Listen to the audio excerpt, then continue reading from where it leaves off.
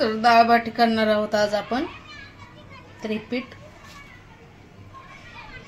उकडून घेतलेलं आहे मी आणि आता कट करते। तर ह्या अशा कट करून घेत आहे मी।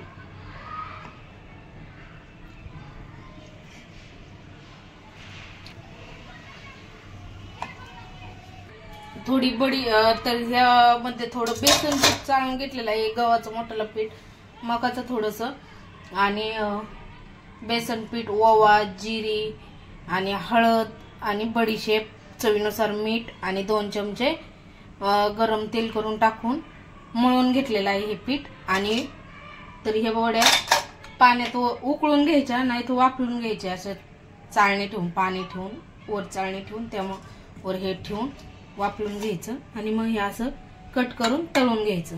तेल ठेवलेलं आहे तापायला। तर ही डाळ बाटी तळून घ्यायची। बाटी डाळ बनवलेली आहे, इथं पाहू शकता छान अशी। त्यासोबत खाण्यासाठी लसणाची चटणी बनवलेली आहे, लसूण चटणी।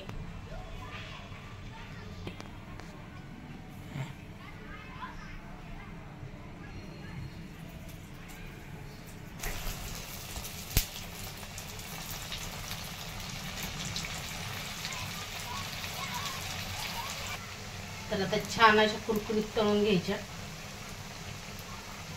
आणि पीठ मळताना थोडासा सोडा टाकायचा, नाही टाकलं तरी चालते, नाही वाटत मग थोड्या खाल्ल्या का पोट भरल्यावर होते सोडा टाकले। तर पाहू शकता किती छान कलर आलेला आहे वाट्याला आणि जाळी छान आलेली, खुसखुशीत अशा झाल्या का। छान अशा तळून घेणार आहे। कडक आवडत असतील तर कडक थोड्याशा तळून घ्यायच्या, नसतील आवडत तर थोड्याशा तळल्या का काढून घ्यायच्या। डाळ बाटी छान तळलेले आहेत, ते काढून घेता। तर पाहू शकता आणखी थंड पण नाही झालेली, कुरकुरीत अशी झालेली आहे, एकदम खस्ता मस्त अशी।